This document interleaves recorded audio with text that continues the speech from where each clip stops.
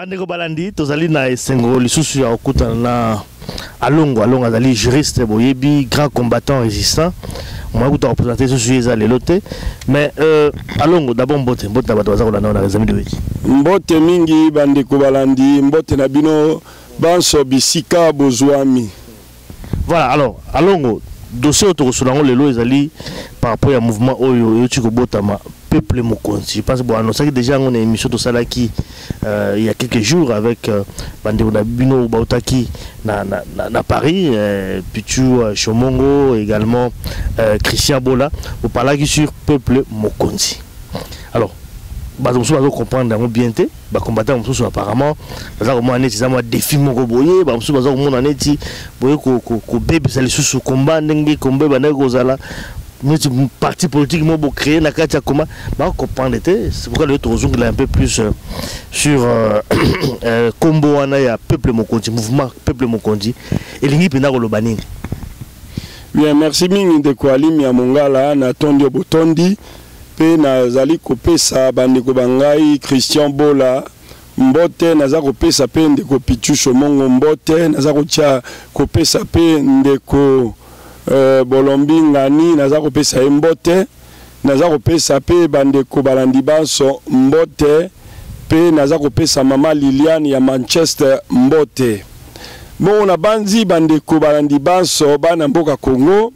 Boyebi était le 20 juillet 2014 to annonça ki bongo mbotama ya mouvement ya sika awa nakati ya komba na biso mouvement na kombo na yango mouvement peuple mokonzi kasi nzoka nde tozwaki pe mwa singa bipai na bipai ba misu balobi na biso ke non mouvement musu nini association moko pe comme nango ezali peuple mokonzi yango biso to bay bon soki eza bongo to kolela pe kombo te to kopesa yango kombo ya mouvement peuple mokonzi souverain kasi nzoka nde naza juriste boyebi que précision ya ba kombo ezala très important tango yo lobi kombo na organisation ou bien ONG ou bien ASBEL peuple mokonzi ezali différent organisation eza différente na mouvement peuple mokonzi na ba sigle to na ba on abrégé kozala MPM kasi peuple mokonzi kozala PM donc différence ya kasi pour éviter ba polémique nyonso to ba ke non to benga yango mouvement peuple mokonzi souverain. Pourquoi peuple mokonzi souverain? C'est parce que peuple ne mutaza souverain. Alors pourquoi te benga un mouvement au lieu de parti politique ou bien groupe moko quelconque soko to pakala to benga un mouvement parce que ezali en principe, ils allaient le quoi courant. Courant ya sike botami. On moni le quoi tsunami nenge salamaki na Asie. Tsunami eza ko kumba biloko nyonso. Donc biso tozali mouvement moko ezali irrésistible.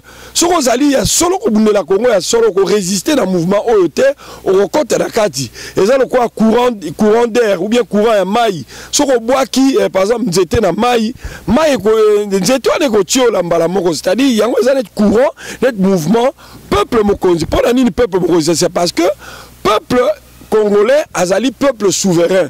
D'abord son totali malamu n'a pas élément na droit international, tout ça n'a pas élément constitutif de l'État. Parmi les trois éléments constitutifs de l'État, nous avons la population. Population est constituée d'un peuple yamoka. Nous avons la population, nous avons le territoire et nous avons aussi le gouvernement, toute l'autorité établie. C'est-à-dire que élément on a mis ça, nous avons trois principaux éléments constitutifs de l'État. Pour l'État et Botama, il faut bien les mots ça deux alanzoka population ezali peuple nde mutazo conscient population ezali élément moko capital parce que son peuple azate moka pe kozalate alors peuple mutazalaka souverain yango bomona souverain pontife le quoi pape c'est-à-dire qu'il y a autorité moko responsable ya bateau. Et alors ndenge to bona ba roi baza ba souverain bazali ba autorité moko moto moko mokonzi moko responsable ya bateau. Alors peuple azali responsable ya bato nyonso bavani na mboka Congo yene moto azali souverain. Yango babengaka peuple azali souverain primaire.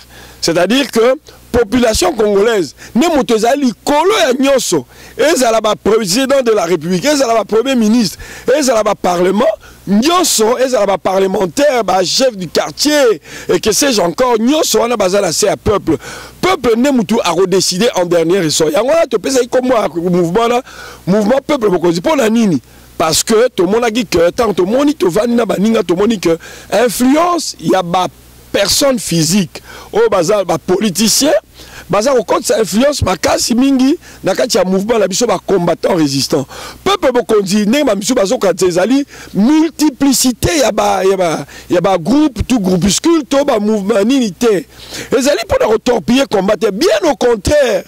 Mouvement peuple bokonzi botami pona ko sauver combat parce que combat la biso ezokoma na ndenge ya mbilinga ba combattant bakomi ko swana entre bango bakomi ko se suspendre bakomi ko fingana. Or biso to moni que en tant que combattant akoki ko finga moninga na été possible na biso ezali Hippolyte Kanambe alias Joseph Kabila na système na ye système ezanini ezali ba Bochab ba Rouberoi ba Rugwiza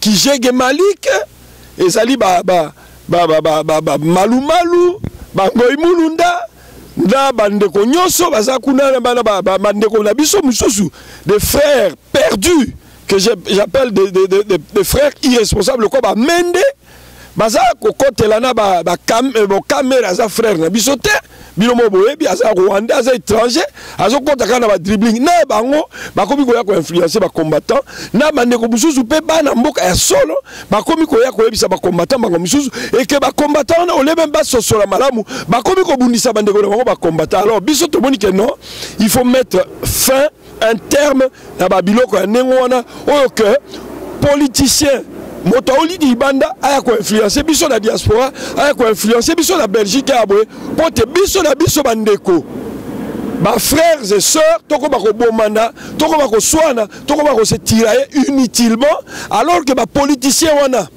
lelo neto za abwe soki ndeko loko ndeko Samson soki lelo ndeko Samson Chibai akomi mokonzi to pese exemple a komi président de la République ndeko Samson Chibai akotala ngai akochanga ta na porte na ye mais bato baza kuna lokola ba kamere lokola ba Ngoy Mulunda lokola ba Moïse Katumbi lokola mwasi ya Kanambi d'abord ba étiquette biso lokola ba combattant. Je ne vois pas comment bato ningona bakoki ko chata yo pemeni. Donc bandeko ba sa erreur wana na osengala bango batika ko sala erreur wana batika ko landa ba politicien. Ba politicien bazana ba agenda caché na bango bakoki jamais ko kanisa bino lelo mbo parmi biso ba combattant so to komi to na mo esika to ko tia attaque quelque part o salakata o kombola ata balabala mais ba on akotala ata kotala te akoyamba ata koyamba te bandi ko kosa na te bobo sa na te eza bongo et que biso to so bundela peuple biso to bundela peuple boy ba ke bandi ko na ta sali sembla pour ça permettre na bino aza toujours ennemi na bino. Et c'est le quoi n'est pas salaka, mais baba mongo ba longue bokali wa telantela. A repé ça habitabe au pousanita ko ba permet na kangio. C'est comme ça. Non bon quand ça te que tant ba repé ça bino to ba mongo to ba lingi bino non. Ou bien ba lingi mouvement ba combattant non. C'est pour cela que biso to kanisi que il faut to créer mouvement asika. Mouvement asika peuple to créer mouvement asika mouvement peuple boko zali pour na ko sauver des combats. Comment bon organiser mouvement parce que vous le mouvement peuple mokonzi c'est vrai. Mais est-ce que ça a la structure? C'est quoi ça? Puisque on comprend l'été. Est-ce que bon ça on est Jasbel? Expliquez d'abord biso. Comment vous avez organisé? Bien. Mouvement peuple mokonzi et un mouvement ouvert na bateau banso. Seulement, tant qu'on est au côté d'un mouvement peuple Mokonzi, étiquette n'a parti politique, il y a eu de PES, Apareco, MPR, MLC, comment que dirais-je encore, tout parti Nyonsoana, na UNC, il y a UNC, Congolais à solo. Babenga na mopayo azali kola à UNC, bango moko bazwa pouvoir, bakozala accepté par biso. Ce qui a solo bazo sa la volonté à peuple. Yango naza ko senga bande ko busu loko ba yana mar Célestin Biola alongwe déjà pour Monique non ezelo ko malamu te. Et ndenge na osenga pe bande ko musu ba sala ndenge bonko. Donc bato baza ko ya ko kotsa biso na mbilinga bato wana to décider na mouvement peuple avant ko la mouvement peuple mo continuer na pesa pour organisation rempli d'abord formulaire. Tokoye bayo. Papa na azanani, maman na azanani. Jusque là. Ce qui maman na yo azali étranger, ton papa na azali étranger, il faut le bayango d'avance parce que mon toit de père mère et de père étranger, ton combo a été parce qu'azan na makila na biso. Kasi avant il faut le bayango dès le départ. Toi d'abord ton père pose sa responsabilité à peuple mokonzité parce qu'on a déjà à 50%. Ah bon? Ah oui, mais c'est tout à fait normal pour la 100% congolais. Mais il faut ça 100% congolais pour ça là. On a vraiment tête il y a peuple mokonzi.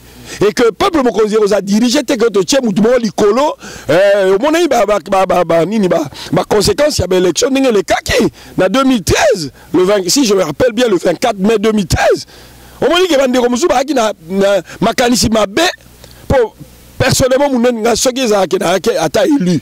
Et que ceux qui a sol dans la ligne combat, ceux qui a sol dans la ligne Congo, qu'est-ce que je devais faire? Je pouvais me retirer pour la vie que son ami qui au sa benda et au cri et créer tirama et au ça comme en Belgique. Là c'est moni stigmate.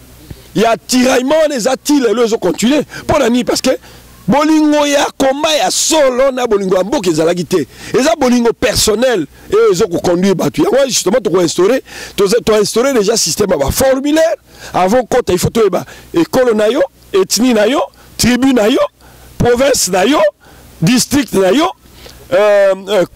territoire na yo territoire rural ba bengaki na kala zone et puis tu vois collectivité na yo tu vois localité na yo village na yo ethnie ya papa na yo ethnie ya maman na yo et puis on signer je sous-signer et dans ça on dit makena ko trahir mboka te o signer na c'est ba information au PC o makena comme ba information tu eza correct. Donc tu vois au cas où tu découvrir l'élément mabe tu benga tu ah ndeko yo lobaki boutala élément eza bien te. Donc c'est pour que tu éviter que n'importe qui a recours à l'isubiso. Et puis l'isusu toza déjà commettre au point le monde intérieur. Mais comme sous combattant qu'on finit moninga combattant ce qu'on a combattu à solo parce que ninga le toza abui. Hein? Un combattant, je ne vois pas comment est-ce qu'il y a un combattant, on finit à papa Etienne Tshisekedi Azaki président élu. Et ça normal, et ça peut normal qu'un combattant a Congo, a finga papa Honoré Banda. Pour la biso, tu as estimé que Bangonyoso va contribuer dans une certaine mesure pour na bitumbo tozo bunda. Alors, ce n'est pas le moment. Cible la biso za Hippolyte Kanambi. Ce que yo lingo bundisa Hippolyte Kanambi. Même mais ce n'est pas le moment. Mais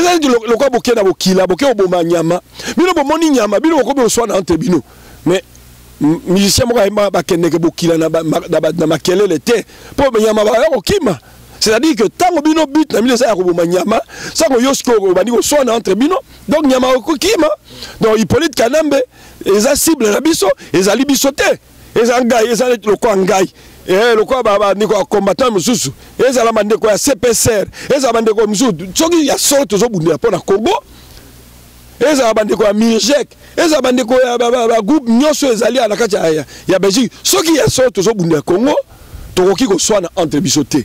Ceux qui ont tu as un téléphone, tu sololi. Ou bien tu as une remarque en privé. Et non dans la vidéo, dans internet. Il y a un règlement dans le terrain, ils ont interdit de ceux qui ont sali, on a sanctionné ou bien on a interpellé. Et nous avons la grade de sanction de manière graduelle, blâme, suspension, exclusion temporaire, exclusion définitive. Tous ces alliés pour organiser mon mouké. Mais toutefois, bateau eza mouvement moko 50 000 bateau baso bakota ba misu bakoza ba sympathisant ba misu bakoza ba baza ba tenant il faut to ba tenant ya mouvement il faut baza identifier le quoi ngai par exemple il faut identifier ngai dans sa tribu nini dans sa colonie papa na ngai c'est colonie maman na ngai c'est colonie bon il faut ba parcours na ngai momuke ba ngai parce que na koki ko kamba bato boté na obundela mbelo ko munelo ko mboka Congo na bundaka nengwa sanke ba ngai c'est pas normal. Donc, ceux qui ont aboyé les Camerounais, c'est qu'ils ont Congo, ils ont Bitumate, ils ont des ordres. Or, mon condensate, ils ont proposé de travailler dans la collégialité. Et bandeko bakozala na ba poste bango oya ebani na makamone ti ba mobilisation akozala net ndeko bokeju premier. Il y a za makasi na mobilisation, na sensibilisation, il y a peuple. C'est normal à cause de la responsabilité on a. mais eza lokwa ngai naza moto ya mibeko mais makabone to etali ba droit banini c'est normal que nazo yango c'est tout à fait normal que moto mosusu azwa oyo aza totala ba compétence ya moko na moko to kene ngulu te. Voilà un peu peuple mokonzi et ça mis pour sauver combat et non pour multiplier ba groupe et je pense même que je parie même que peuple mokonzi ça groupe ya suko et ça mis pour sauver combat et que toko kende na nega transparence peuple mutaro décider mokonzi na biso ça peuple leader na biso ça peuple ne ba benga peuple souverain, c'est le souverain primaire qui décide et non un individu fut-il puissant ou que sais-je encore, fut-il Azalambong belé, non, Azalangai, Nase à peuple, donc la roto sa volonté à peuple, ni le peuple a redécidé. Bah peuple, au monde de ça a manifestation, on a sous 40, tant que ça a manifestation, en Belgique, tu as appelé la manifestation, bah tu vas aller sous 5000, mais bah 5000 on a nyoso, bah ça va combattre à titre, bah Zali, peuple mokonzi, bah on fait partie du peuple mokonzi. Peuple mokonzi zaka biso batola libanda te même bandeko baza na Congo puisque but ya peuple mokonzi zanini peuple na biso azolinga libération ya mboka salama état de droit ekota ba Rwandais babima na mboka na ba Ougandais na ba Burundi ba nyokoli biso baza na kati ya mboka bakomi partout na ba poste nyonso yango na za koloba boui ndeko Alim ya Mongala. C'est comme ça que, sur total volonté à peuple vraiment, qu'on modifie l'article 220 de la Constitution, et ça volonté à peuple. C'est-à-dire d'ailleurs, article 220, et ça, article immuable, article verrouillé, changé en côté. Et ça, nous en Belgique, en 1830. Tango Belgique s'est détaché de Hollande. Pour commencer à la terre Belgique est là qui province il y a Hollande. Mais tango Belgique s'est détaché de Hollande en 1830. Bazwa qui article pe bazwa qui mikano ekte roi Guillaume de Nassau. Orange Guillaume de Nassau a conquis plus jamais régner comme roi na Belgique. Donc et là on a beaucoup zonga si malisouté. Et tika libela. Ils en ont article là. Bah mandat à président de la République, ils ont bien, bah mandat à président de la République, beaucoup changé en côté. Et ça article 220, et ça immuable. Par référendum, on peut le faire. Mais justement, ceux qui vont ça à référendum, ok, parce que c'est le peuple qui est souverain, justement, on rejoint le peuple souverain, ok, pour regarder. Bon, ça l'appelle référendum, il y a Malamou. Et ça va référendum, il y a le coup de constitution le 18 février 2006. Bon, tu as le référendum, mais ça l'a magui. Et puis en plus de cela, référendum, mais ça l'a peuple congolais azaka peuple azana Congo te la diaspora to la peuple la diaspora azo se prononcer et ça élection peuple azo se prononcer. Moi je pense que peuple et la diaspora il faut pas se prononcer et ça même parlement ce que salami parlement ekoya il faut ba peuple et la diaspora pe bazala la kati ba combattants résistants ba ça na mot à dire ils doivent dire quelque chose sur leur pays toko mettre bango na pénalité. Donc, net article 220, ce qui va changer, ok, va se référer à peuple. Mais va se référer d'abord à peuple. Là, nous, peuple a se prononcé sur est-ce que Hippolyte Kanambe a solo a gagné une élection ou bien Yéné Motoaza Pena qu'on méritait à sa président. Légitimité n'a pas tout dans le peuple. Mais seulement dans le climat, il y a terrorisme. Mais le 22 juillet, le 30 décembre 2013, est-ce que climat terreur il y a Nengwana, na Kindu, na Lubumbashi, na Kinshasa, climat terreur Nengwana, et qui jamais qu'on permette peuple à s'exprimer librement. Référendum il y a Malamou et que ça m'a qui mboke ça libéré. En ce moment-là, token un référendum il y a bien.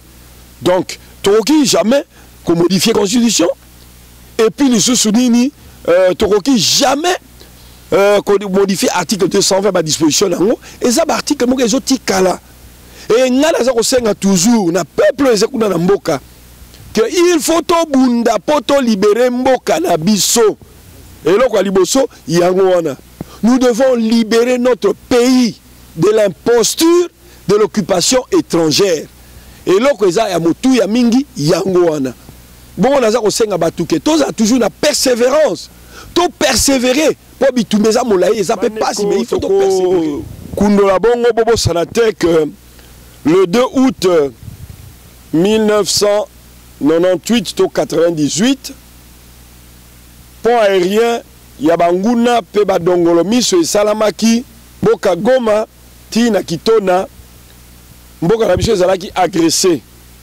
Agression ezali nini? Ezali résolution 33-14 du 14 décembre 1974 où ils ont défini résolution ezali agression ezali nini? La violation de l'intégrité territoriale d'un État, la violation de la souveraineté d'un État et la violation de l'indépendance politique d'un État. Oh, intégrité territoriale na biso ezali. Tant on yozo kota na Congo, il faut autorisation ezali. Oh, le roi Désiré Kabila pesa que autorisation abengana ki ne ba Rwandais. Abayi bozonga ba ke ba kiti na Rwanda bazongi na Goma, basali pont aérien pour na obengana ye. Alors le 2 août 2014, tobo sarate que tozo kundola il y a aujourd'hui 16 ans tozo kundola nenge mboka na biso ezalaki agressé. Et puis tobo sana pété kende kona biso oya bandeko bundela mboka na loyembo na ba chanson chrétienne ndeko Alain Moloto atikaki biso. Yango na kokanisa na kosenga na bandeko baso tozala na likanisi envers ye toza peine à détermination ezali date moko pesa biso lisusu courage ya kobunda pona mboka na biso toyeba ke mboka na biso ezalaki agressé siko eza na occupation mais il faut to libérer yango. Donc, tous allons toujours déterminer on a commettre fin à l'agression, commettre fin à l'occupation, peut-être kanisa bandeko bawe, ezala ndeko Armand Tungulu, akufi pona mboka, Chebea, ezala ndeko Armand Tungulu, ezala Alain Moloto, to kanisa bango nyonso na bandeko bamba Cédric Nyanza na bato nyonso bakufi pona mboka. Ingeta.